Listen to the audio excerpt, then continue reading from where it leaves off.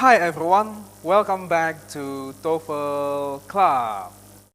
I never made it, but I know what it TOEFL takes. Club 3 ke Taiwan. Saya akan Really appreciate my standing, go out of this world and ride. Ya, hari ini kita akan melanjutkan pembahasan kita seputaran TOEFL. Banyak teman-teman bertanya dan banyak teman-teman mengeluh. Mereka terbentur masalah TOEFL. Mereka menganggap TOEFL di atas 500 itu terlalu tinggi. Ya, that's the problem. So, today, hari ini saya akan memberikan tips dan trik bagaimana menaklukkan TOEFL. Bagaimana mendapatkan TOEFL di atas 500, oke? So, you wanna know more? Don't go anywhere, check video out, enjoy!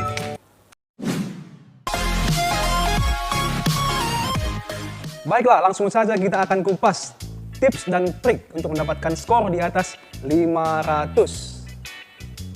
Yang pertama, know your goal.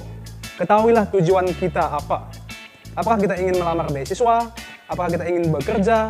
Jadi dengan mengetahui tujuan kita pasti mengetahui persyaratan TOEFL yang harus kita ambil. Dan dengan itu kita pasti bisa termotivasi. Kita pasti bisa semangat untuk belajar, untuk latihan soal-soal TOEFL. Jadi itu sangat penting. The purpose driven life. Hidup yang digerakkan dengan tujuan. Yang kedua adalah love English. TOEFL is related to English. Karena TOEFL itu berhubungan sama Inggris, mengukur kemampuan bahasa Inggris, kita harus mulai untuk mencintai bahasa Inggris. Ketika kita mulai mencintai bahasa Inggris, kita pasti mulai cari tahu apa sih bahasa Inggris itu, bagaimana kita bisa meningkatkan bahasa Inggris kita. So, love your English. Ya, mulailah dengan cara mendengar musik dalam bahasa Inggris, menonton film berbahasa Inggris, dengar video berbahasa Inggris, dan yang paling penting, baca artikel dalam bahasa Inggris setiap hari. Dan pastinya kita juga bisa mulai menggunakan bahasa Inggris setiap hari. Mungkin dengan teman sekelas kita, ataupun dengan roommate kita. Siapa aja yang bisa kita ajak bicara. Jadi, love English. If you love it, you get to know it more and more. Yang ketiga yang harus kita ketahui adalah berapa sih yang harus kita dapatkan untuk bisa mendapatkan skor 500. So, di TOEFL ada 3 section kan. Yang pertama, listening. Jadi listening ini kita harus mendapatkan 29 dari 50 soal. Kalau kita mendapatkan 29, kita bisa mendapatkan 500. Dan untuk bagian yang kedua adalah part structure and written expression. Untuk yang ini kita harus mendapatkan 26. Jika kita mendapatkan 26 dari 40 soal, kita sudah bisa mendapatkan 500. Dan yang ketiga, reading comprehension, kita harus mendapatkan 33 dari 50 soal. Jika kita mendapatkan 33, kita sudah bisa mendapatkan 500. So, to get 500, untuk mendapatkan 500, kita harus tanamkan dalam hati kita, at least untuk listening, kita bisa dapatkan 29. Dan untuk structure, kita harus dapatkan 26. Dan untuk reading, kita harus dapatkan 33. Ya, dengan demikian kita bisa mendapatkan 500. Ya, I think it looks difficult. Kelihatannya susah, but it's not.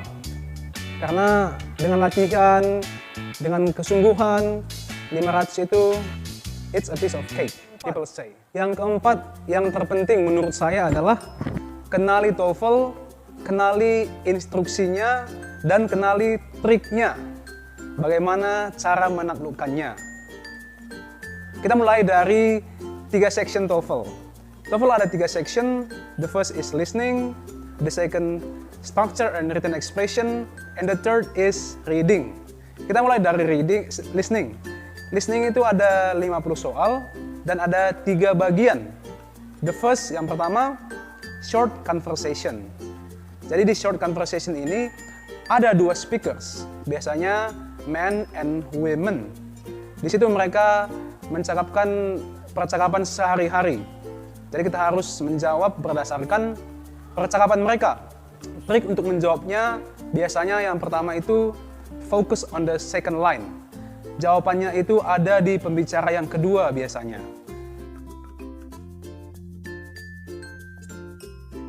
Yang kedua, jangan jawab yang sama bunyinya, the same sound.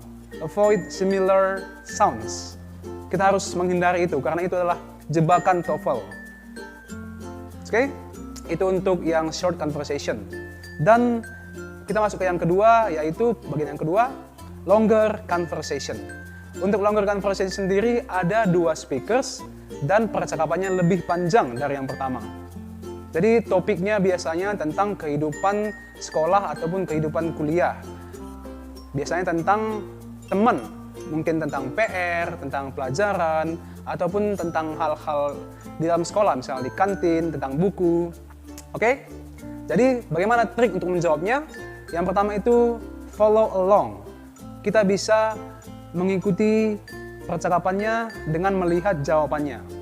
Jadi kita bisa kuasai topiknya dan bisa langsung menjawab jawabannya sebelum sebenarnya kita mendengarkan pertanyaannya. Dan yang kedua itu kita bisa mendengarkan secara full recordingnya, baru menjawab pertanyaan yang ada di form kita. Tapi saya menyarankan based on my experience, yang pertama itu lebih baik kita follow along supaya kita tidak lupa setiap detail, setiap hal yang penting yang ada di percakapan tersebut. Itu untuk yang kedua. Dan part 3, yang ketiga itu adalah talks.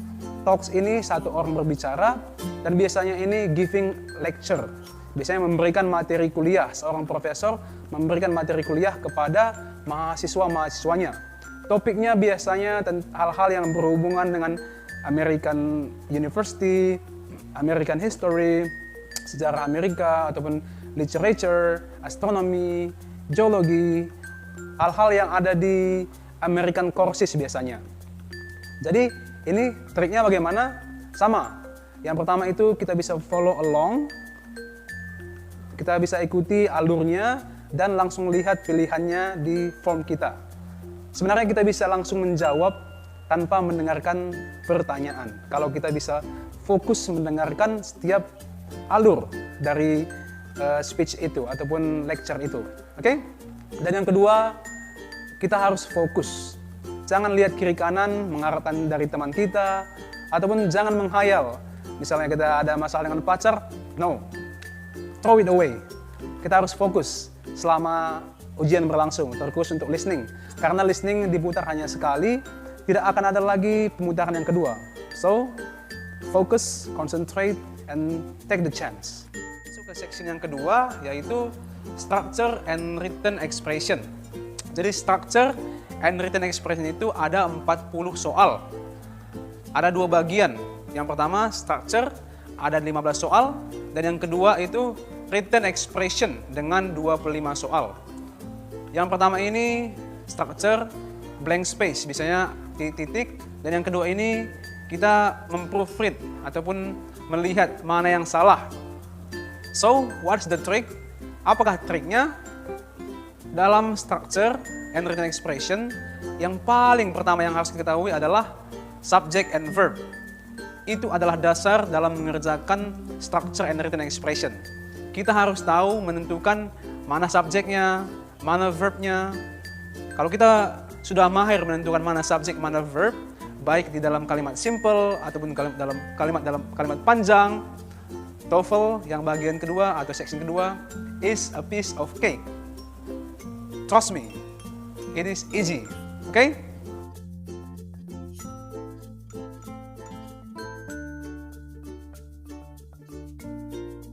Jadi memang diperlukan latihan yang konsisten untuk menaklukkan yang structure and written expression ini.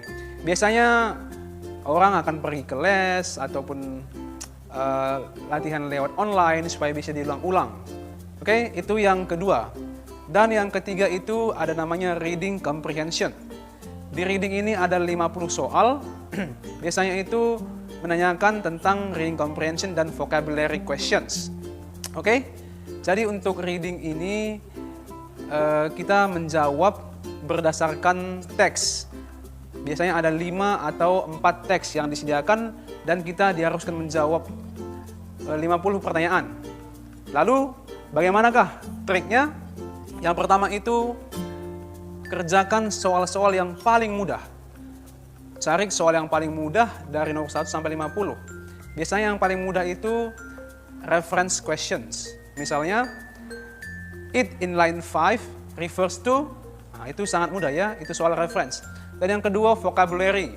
Vocabulary juga tergolong mudah karena kita tidak perlu membaca teks banyak, kita hanya lihat vocabulary tertentu di teksnya. Dan yang ketiga yang termudah itu biasanya adalah ada where questions.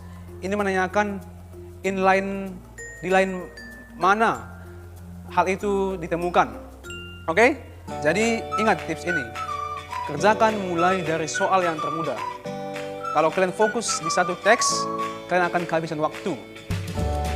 Dan yang kedua, biasakan langsung pergi ke soalnya terlebih dahulu. Jangan baca teksnya sampai habis. Pergi ke teks, lihat keywordnya, kata kunci di soal tersebut. Setelah itu, kita mencarinya di teks. Itu akan memudahkan kita untuk menghemat waktu. Itu untuk trik yang kedua, untuk reading. Oke? Dan yang ketiga, jangan terlalu lama di satu soal ataupun di soal yang tidak bisa kita temukan. Tinggalkan aja terlebih dahulu. Nanti setelah selesai semuanya, kita bisa balik. Jadi, kita harus bisa memanage waktu. Karena 50 soal itu kita harus selesaikan dalam waktu 55 menit. Bisa kita perkirakan satu soal 1 menit. Oke? Dan yang terpenting juga adalah jangan ada jawaban yang kosong. Walaupun kita tidak yakin, walaupun kita tidak tahu jawabannya, isi aja. Karena tidak ada minus di TOEFL. Begitu juga dengan listening, structure, dan reading comprehension. Oke? Jadi saya harap tips dan triknya berguna untuk kalian. Jadi jika kalian ada pertanyaan ataupun suggestion, saran, kalian bisa tulis di kolom komentar ataupun langsung chat ke saya. I think that's all for today and I'll see you in the next video. Bye!